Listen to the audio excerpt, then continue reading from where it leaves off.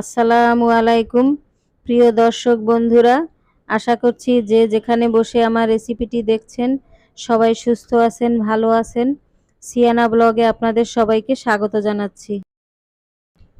আজ আমি আপনাদের সাথে একটি স্ন্যাক্সের রেসিপি শেয়ার করব। এই রেসিপিটি বাচ্চাদের কাছেও ভালো লাগবে এবং বড়রাও ইফতারে খেতে খুব পছন্দ করবে। রেসিপি তৈরি করার জন্য এখানে আমি 1.5 কাপ পরিমাণে ময়দা নিয়েছি। প্রথমে দিয়ে দিচ্ছি স্বাদ মতো লবণ। এখন দিচ্ছি পরিমাণ মতো আস্ত জিরে।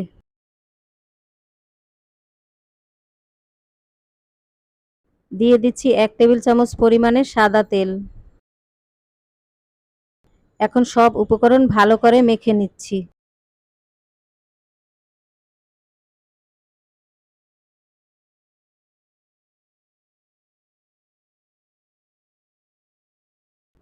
এখন অল্প অল্প পানি দিয়ে ডোটা তৈরি করে নিচ্ছি।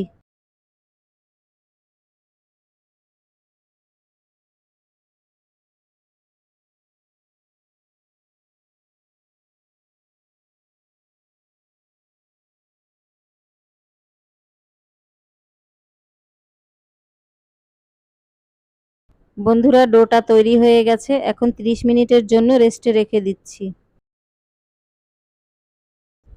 30 মিনিট পরে ডোটা ছোট ছোট পিস করে কেটে নিচ্ছি।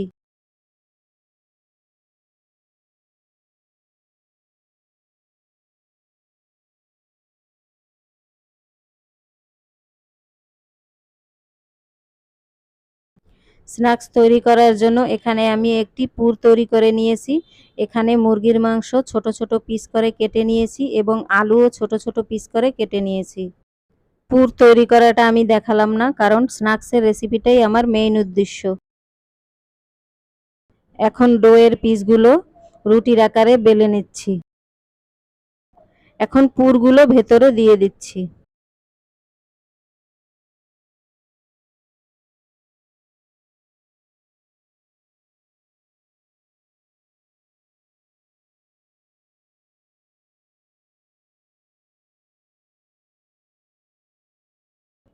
বন্ধুরা, একটু খেয়াল করবেন, আমি যেভাবে ভাঁজ করে নিচ্ছি আপনারাও ঠিক এইভাবেই ভাঁজ দিবেন।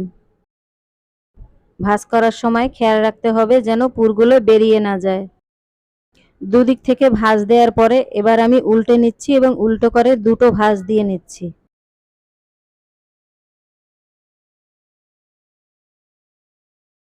দেখুন বন্ধুরা, উল্টো করে ভাঁজ দেওয়ার ফলে একটি ডিজাইন হয়ে গেল। এভাবেই আমি সব স্ন্যাক্সগুলো তৈরি করে নিচ্ছি।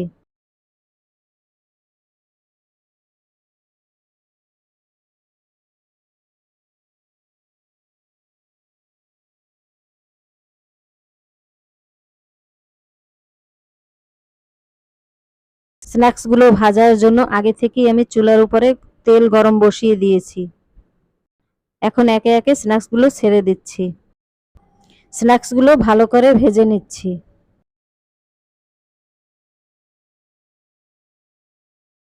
বন্ধুরা, স্ন্যাক্সগুলো ভাজা হয়ে গেছে, এখন তুলে নিচ্ছি।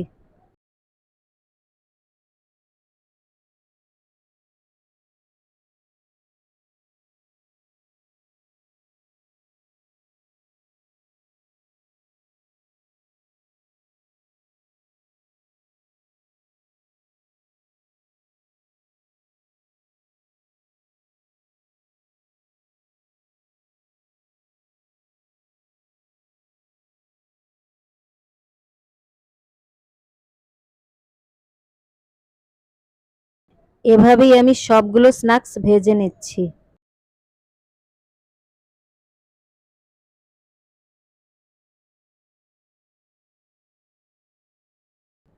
তৈরি হয়ে গেল মুরগির মাংসের পুর দিয়ে মজাদার একটি স্ন্যাক্সের রেসিপি। বন্ধুরা, আপনারা চাইলে এই রেসিপিটি বাচ্চাদের টিফিনে অথবা ইফতারিতেও খেতে পারেন। আশা করছি আপনাদের সবার কাছেই আমার এই স্ন্যাক্সের রেসিপিটি ভালো লেগেছে। যদি আমার এই রেসিপিটি আপনাদের কাছে ভালো লেগে থাকে তবে লাইক, শেয়ার, কমেন্ট এবং সাবস্ক্রাইব করে সিয়ানা ব্লগের পাশে থাকবেন। সবাইকে অসংখ্য অসংখ্য ধন্যবাদ।